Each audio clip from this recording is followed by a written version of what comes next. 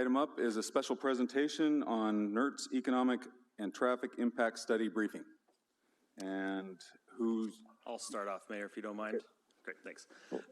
Yes, thank you, Mayor. As you mentioned, we have a special presentation tonight. We have a bit of an update regarding the Northeast Recycling and Transfer Station via King County. Just wanted to provide a little context, before I hand it off to our expert consultant team. So tonight we'll cover a few different bases. We'll just go through a quick update on the EIS process as we see it. That has been changing a little bit, but we'll give an update there. Next, we'll hit the economic impact analysis, and these are just preliminary findings. And then we'll move on to transportation analysis, and then talk about next steps as we wrap up. So, just as an update on the process, starting broadly, just to give, like I said, a few sentences of context.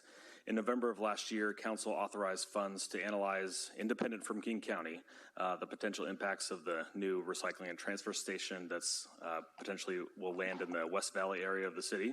Since that time, staff and the consultant team you'll hear from tonight have been taking a deep dive and really to all the potential impacts as related to economic and traffic impacts that may result from that facility. Meanwhile, King County has finished the scoping process and begun its environmental impact statement process, or EIS process.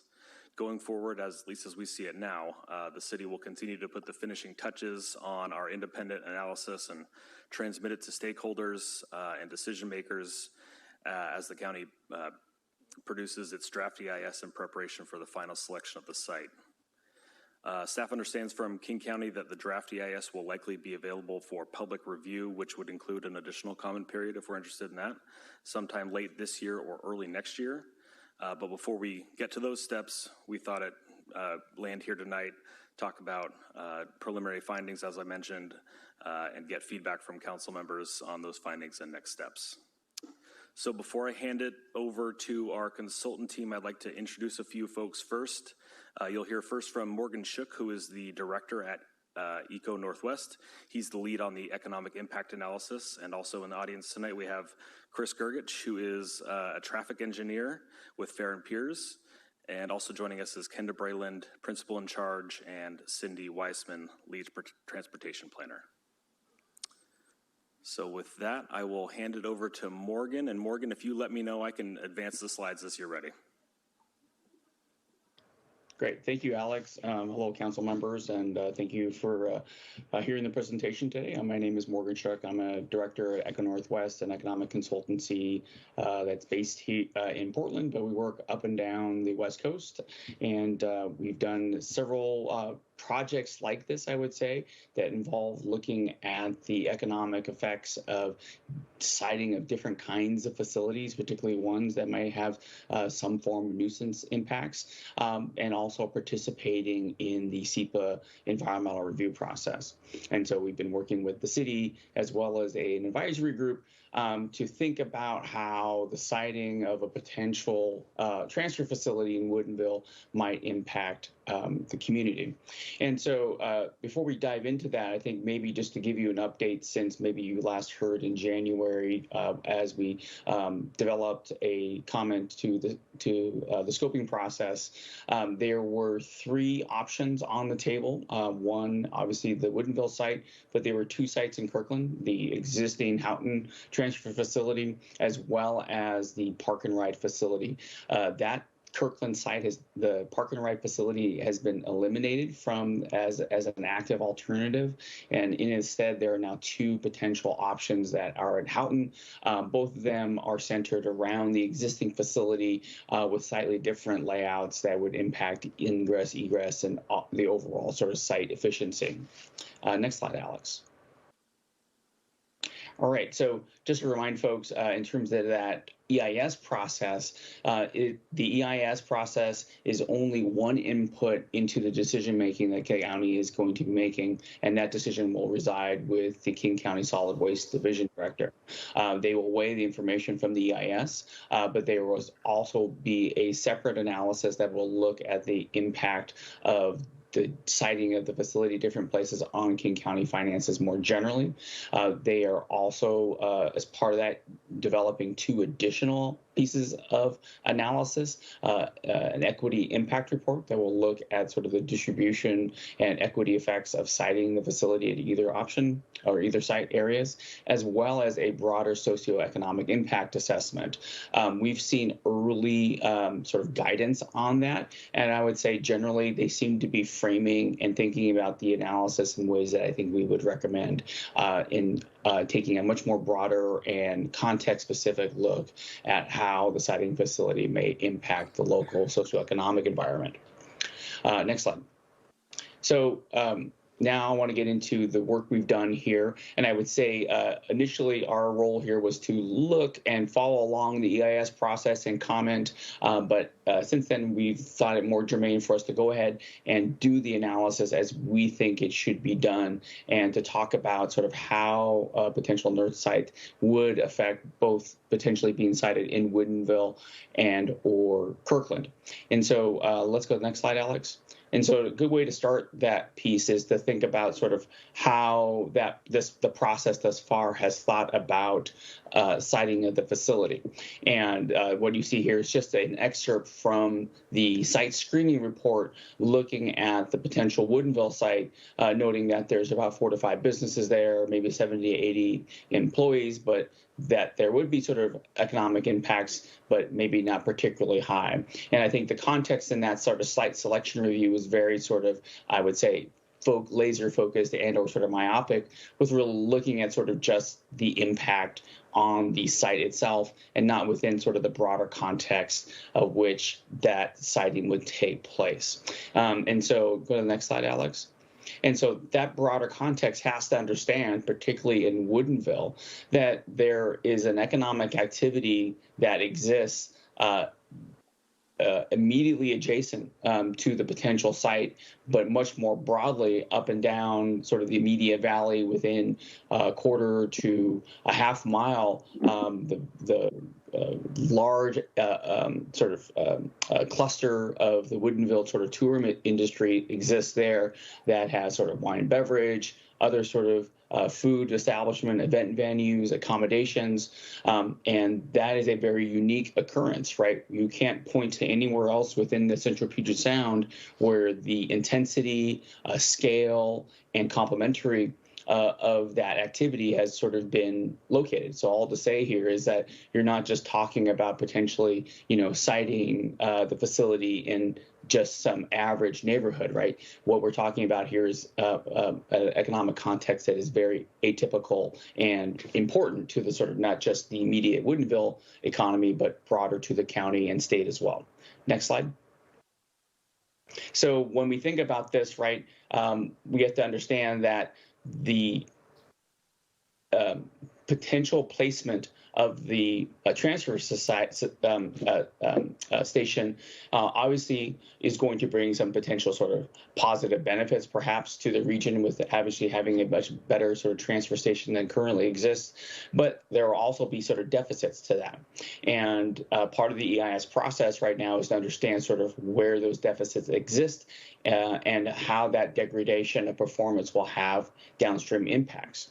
And our analysis of sort of where this has been studied, and it hasn't been studied directly in any sort of meaningful way, but when they look at the siting of refuge stations, transfer stations, smaller ones, right, the nuisance effects around noise, traffic, and just the perception of sort of the treatment of one's sort of refuse, right, can have sort of negative effects that will then impact sort of that broader economy. And that economy really relates to sort of whether or not people choose to visit it at a level that you would expect. So not just in the sense of just will they come or not, but will they come fewer times? Will they stay a little less? Will they spend a little fewer dollars, right? This is sort of the way it shows up when we look at these analyses in totality. Next slide. So let's just kind of think about this then within the context of the Woodinville site and the Kirkland site. So let's go to the next slide. And so one way to think about this is, well, what is that sort of economic context that that the county is particularly thinking about siting the facility. And what we have here is sort of acres of land by their primary use designation. And what you see here, right, is the Woodinville properties in blue, and then the Houghton properties in gray. And obviously the Houghton properties, the vast majority of affected properties, and these are currently affected properties because the transfer station is there today, is single family or low density residential. As opposed to when you think about the siting of the facility in the Woodinville area, the vast majority of properties that are affected are in some form of commercial industrial use, as coded by the King County Assessor. So if we go to the next slide, we see this in much more stark terms. And so what you see on the chart on the left is the growth of assessed values within a quarter mile. So basically the most proximate properties that will be affected by the siting of facility. And both of the properties, right, you can see there's much more valuation within the Woodinville context overall, and that growth has been fairly strong. But you've also seen very strong, but less of less scale within the Houghton area because it's primarily residential. But then, right, when we look to the chart on the right and just say, well, what's the context of the potential businesses that are likely to be affected by the siting of it, you have a much starker and different picture, right? The vast majority of potential commercial activities that are going to be within the area of influence of the siting of the facility, it exists disproportionately within the sort of that Woodinville context as opposed to the Houghton context. Next slide.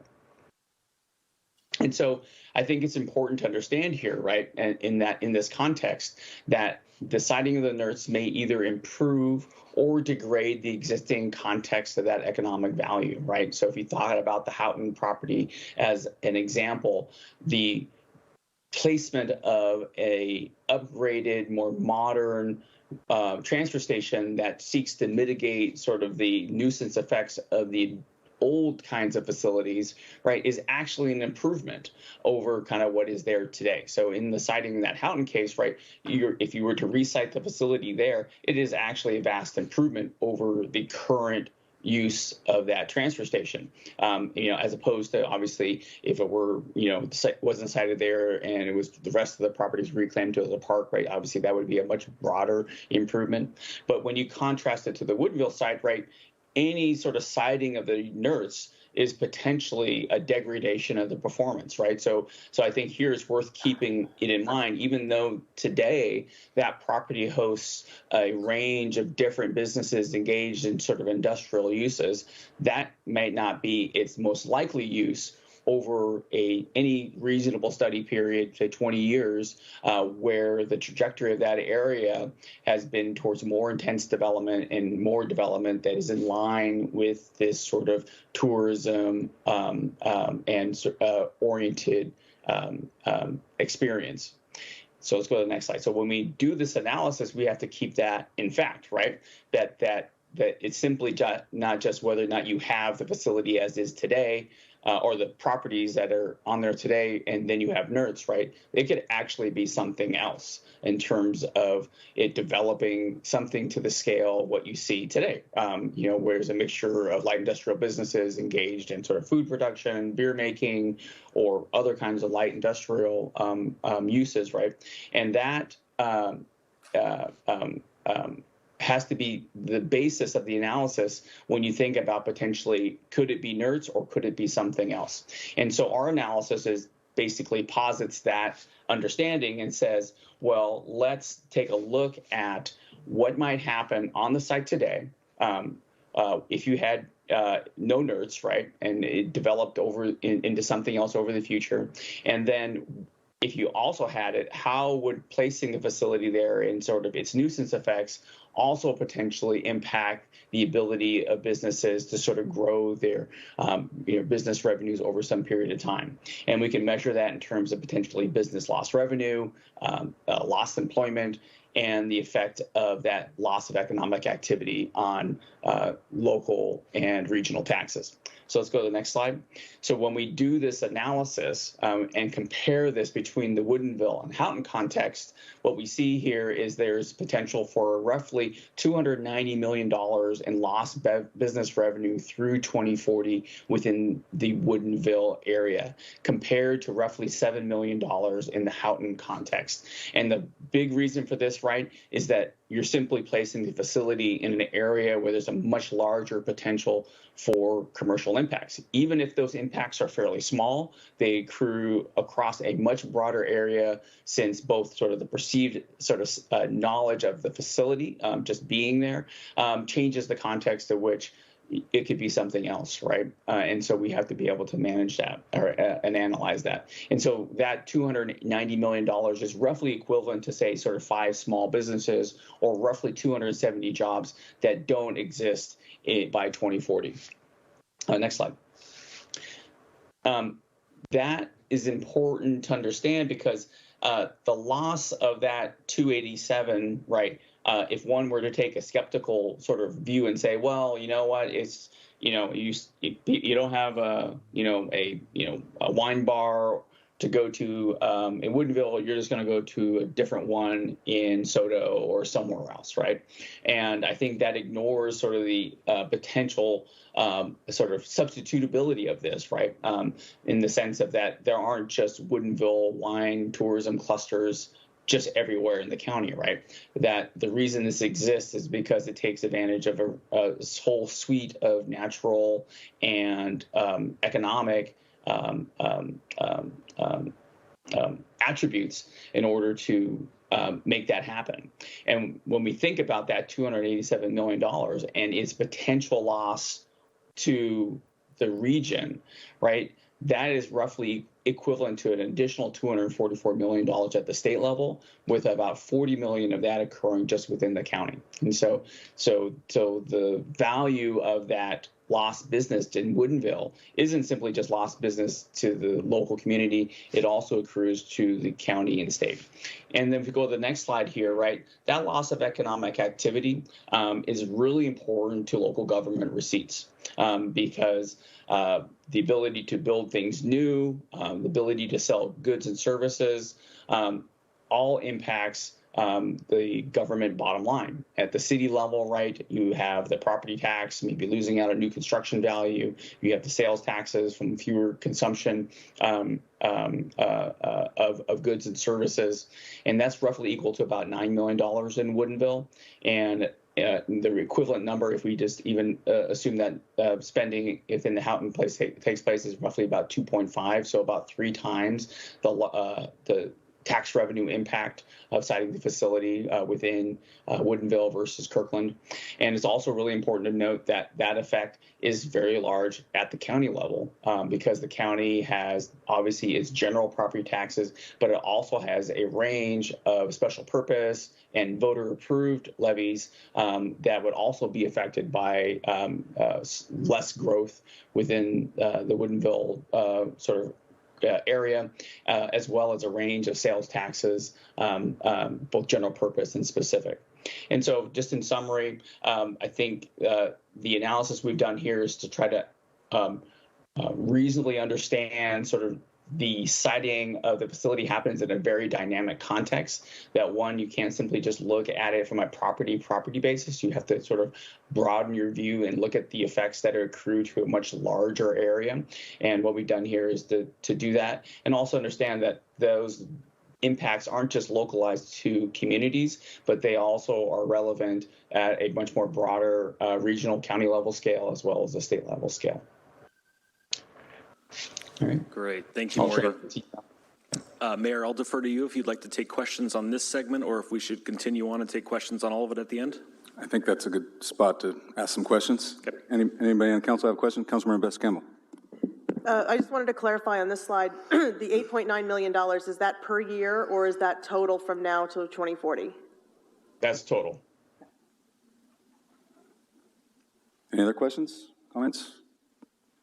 We can go to the next section. Thank you. Okay. Okay, we'll hand it over to Chris. Oh, thank you. Yeah, would you?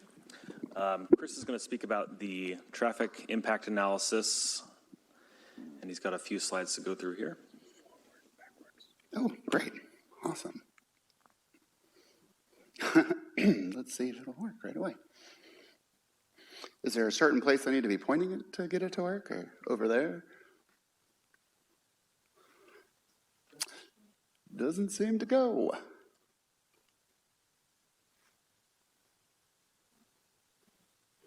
Okay, that's fine with me. All right. Thank you, City Council, for hearing the presentation. My name is Chris Gergich. I'm a traffic engineer with Fair and Peers. You'll be hearing from a few of my colleagues on a later agenda item. I am just here to give you a rough idea on what the impacts of a NERTS site in Woodinville would have on the traffic within that area overall. Next slide. Next slide, guys.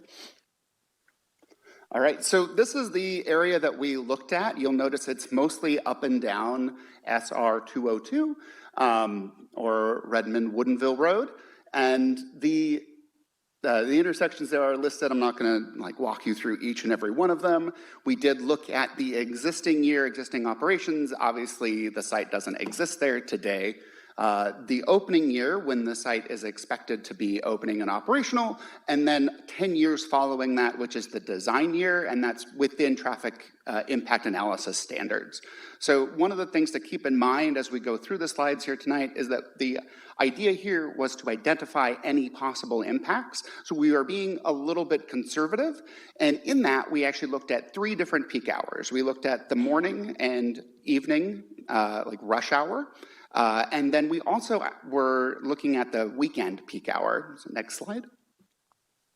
Oh, well, let's start here with the existing operations. Again, this is looking at all 3 of those weekend and morning and evening peak hour. I just went with whatever intersection under any of those 3 peak hours was worse. So I'm just reporting the one worst peak hour here.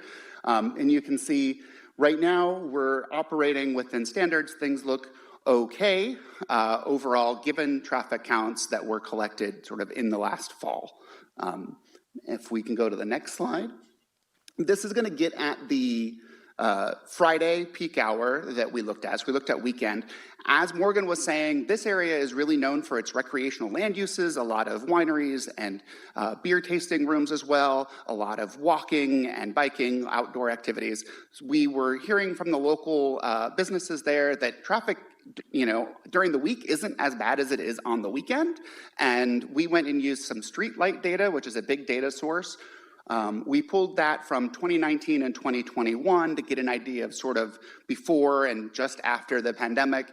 Later data hasn't been as reliable, so we're just looking at those 2. And again, we're just using this to get a ratio of what those hours would be. And you can see the peak is really on Friday. So when we say our weekend peak hour, we're looking at a Friday evening peak hour. So that is when everyone's trying to come home from work, but there's also maybe a concert going on, all right? So I'm sure a lot of people can relate to getting caught in that Friday evening traffic. Next slide. All right, this is a summary of the trip generation that we did. So trip generation is just what we call estimating how much traffic a new development would actually create on the network. So this is a little bit of a different type of land use than we would normally see in a TIA, like a commercial land use or a residential land use, because its use is going to continue to grow over time. As the area around Woodinville and King County overall continues to grow, you end up seeing more and more people need to use the site, and you see more and more waste being delivered to the site overall and then needing to be transferred elsewhere. So we looked at a number of studies up and down the East Coast that actually Fair and Peers has done on similar sites, as well as the existing data from the King County solid waste report from 2019.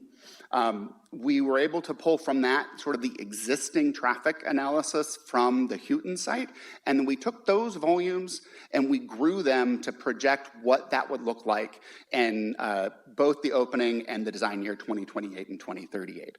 So again, we're being a little conservative here. We did sort of double check versus a couple different methods, and we figured using these volumes ended up with the most conservative result. This is related to specifically the 2017 volumes from the Houghton site, and then growing that at about a 2.5% growth based on the land use within the area.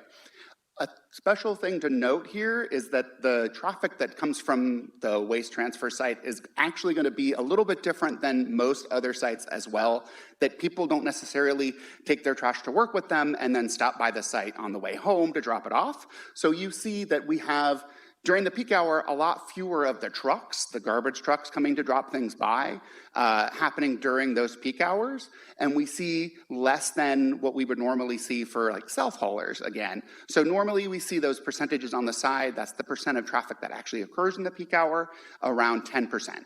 So for employees, you see this exactly as we'd expect. And then our studies are actually showing that less of that truck traffic and self-haul traffic is happening then. So on the next slide, we'll actually just convert this to the peak hours. There you go. And this is for both, again, the construction and design year, opening and design year. And this is for both the AM and PM peak hour. It's an estimate, of course, so it's about as close as we're gonna get, and there's not enough differentiation, I think, between those two peak hours to have a big difference. And of course, it's 50% in, 50% out. Nobody's spending a lot of time hanging out there other than the employees. So yeah, these are just our hourly volumes. Overall, it's not a whole bunch of traffic during the actual peak hour. As you can see, there's, on the weekend even, it is a little bit less. We're talking about 44 during the 2028 and about 58, just under 60 trips per peak hour in the design year. So next slide. So we, again, looked at our street light data, and we ended up looking at the Houghton site and then our site as well, and doing sort of a blended idea. What we wanted to do is we wanted to understand where are people going or coming from that are using the Houghton site, because they'll be coming over here if we move it here.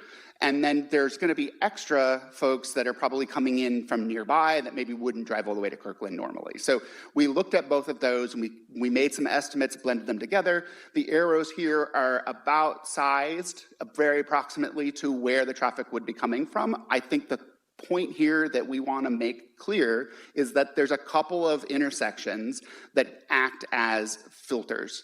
Everyone has to come through that intersection 3 or the trestle project there to the north, so the section of SR 202 to the north, or most people would be coming from 202 to the south as well, and not necessarily coming down the hill, although we did show like 1%, because there will be folks, self-haulers definitely coming down there, probably not giant trucks, right? All right, so next slide, yeah. Question, do we know, it said where the trips are coming from, do we know, because this is pushing it to the very north end of King County. Right. Do we have any sense of, will that be attracting more from Snohomish County as an example, based on its proximity to Snohomish County? So, has that been talked about or I considered? understand completely what you're saying. We actually also looked at the Shoreline Transit Center as well, or transfer center. And we saw, some of that as well, like some people coming from outside of King County. A lot of the separation there was basically if you were on the west side of the lake, you were going to the shoreline, and if you were going from the east side of the lake, you're going this way. So we think we've captured some of that within here, and we have 77% coming sort of from the north, which we didn't say really which way they're coming from on the state facility. We just said, well, they're coming off that highway and coming down. So really they could be in both. Thank you. Absolutely. All right, so again, here's our opening year analysis. So this is considering the background growth on the existing network. And again, to be conservative, we have the background growth as well as any permitted or known developments within the city already. So thank you all for providing that, and we were able to sort of compile that on top of our other growth assumptions. So we really made sure that we're hitting any possible impacts. You can see that we start to see both with and without NERTS some failing intersections up on the north end, and again there at the existing roundabout on the south end of that corridor. And then 2038, if we can go to the next slide, again, we start to see, as we would imagine, as traffic continues to grow and things continue to open up, we do see more failures, more level of service Fs, more congestion within the intersections that we've studied. I do want to note here that because we are looking at both AM, PM, and weekend, these won't necessarily line up with the city's future or existing planning documents, and the fact that we are being a little bit more conservative and sticking to our traffic impact analysis standards as compared to a more general forecasting analysis. So I'm going to go on to the next slide there and just give you some general takeaways. I'm sure there'll be some questions. High level, that NERTS is not the primary cause for a lot of the congestion that's going to occur in the future. A lot of those intersections that it has to go through are already going to be experiencing some congestion. And then while it's not going to add those congestion, or it will add to that congestion, it's not necessarily fully responsible for it, it's going to add to it. And really, there's a couple pinch points at both the north end and the south end. And I think if we're looking for a real response to give to the county about thinking where this site should be, it's the fact that we know that those two pinch points at the top and to the north and south of this site will be congested in the future, and the traffic, all traffic that will need to go to this site will need to pass through that, as well as all of the recreational traffic coming and going from the site.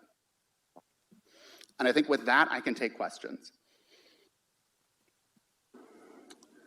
I have another question on, was there any consideration, and whoever wants to answer this, was a consideration of, I know there's an environmental impact moving it to the north end of King County, only to then turn around and ship it way back down to Maple Valley, Renton, down to that area. Is there a public economic impact considered that you're moving away quite a ways away from Bellevue, Kirkland, Redmond, the larger population centers of North King County, and you're moving it closer to the border of King County and Snohomish and away from those?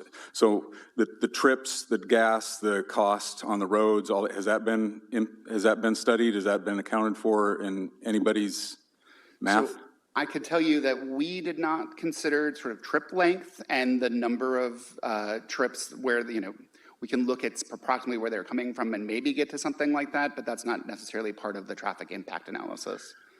Okay, so I think that should be a consideration that we should, you're moving away from what Kirkland's over 100,000-ish or somewhere in that ballpark, and Bellevue's above that, and Redmond is 5 times bigger than Woodinville. The other question, has it been considered that I think Chateau itself just had 32 concerts, the largest concert. In that area that you show some impact is already heavily impacted 32 times when that could be open or is already problematic. Has that been? Right, so us taking some data that looks at the weekend recreational trips, specifically as compared to the existing peak hour on SR 202, that was trying to accomplish that. We have asked in our initial comments on the county's EIS for them to count and come out and observe those peak conditions and consider a peak condition impact on top of the regular impact analysis that they will be doing. Thank you. Any questions? Councilmember Evans. Thank you. Can we go back to the failing intersections? One of the questions I have is that these are almost all controlled by the state. They're state routes 202. So the city doesn't really have control over taking them from a level of service F back up to a D or the green level, right? And so has that been taken into account, and is there an argument back to the county about that? Because we really aren't in control, and it puts us at a disadvantage because we know that this is coming regardless, and unless the state makes a change about how they feel about 202, there's not much we can do there, and so it'll just get worse and worse over time. You know, I 100% agree. And one of the things we heard from a winery owner during our meetings for this project was some, I think, frustration that he had to do a lot of improvement to the state facility to appease the state. And would the county need to be held to that same standard? And I would say that yes, the county will be held to the same standard, but at the same time, I can't speak for the state and what they would require a developer to do. And I think the county would need to work that out with the state. The flip side of that is it would probably be more damaging to the city of Woodinville for us to continue to widen and add additional capacity to these areas, especially in an area where we are focused on providing a really livable recreational experience. That was actually my next question, is that Great. if this was to be improved, I mean, Right. the economic impact would be even bigger, because we would be taking land from homeowners, from businesses, from parks, from open space. So that was my other question as well, if that was taken into account. Right. So as far as things that we took into account, all the projects that we know about as far as the roundabout improvements that are going on at the south end of 202 of 145th, and then the trestle project, all that's included as future projects in our analysis. We're still seeing the congestion that we would expect. And I think level of service is also kind of going out of fashion as far as, especially with the state, as what to look for as if things are going to be acceptable or not. We're understanding that maybe we need to look at other modes like transit and bicycles, but that's not going to really affect in the NERTS site. You're not going to go to the transfer site on a bicycle, for example, but it probably would have a negative impact to those modes as well. No, and the county continues to cut our transit service significantly. So that is another point of contention that we have in terms of why this should be not located here in Woodinville. Thank you. Absolutely. Councilmember Bess Campbell. I know this is reading tea leaves into 2038, but what are some estimates for those failing intersections of what it would cost to mitigate them, whomever would pay for it? Obviously, the county owns that land, but what are we looking at in terms of it's failing now and it's going to continue to fail? Are they going to tell us it's somehow our fault for growth, or is it, can we give them a number? It says, look, you're talking about $75 million worth of road improvements here in addition to the cost. So is there a dollar value that we can shock the county with what needs to be done to mitigate this? So to come up with a dollar value on the improvements, we'd actually have to identify what mitigation would be necessary in order to get to an acceptable level of service. And sort of, what I was saying in the last question, I don't think any of those would even be a preferable solution. But I mean, we could try to identify possible improvements and then cost those out. That's not an analysis we've done at this time. There's also just a lot of assumptions we'd have to make because it's a state facility of what they would actually allow or require, sort of both sides of those equations when you're working with the state. Anybody else? Councilmember Arndt, you have any questions? No, thank you. Okay, thank you. Thank you. Appreciate the presentation.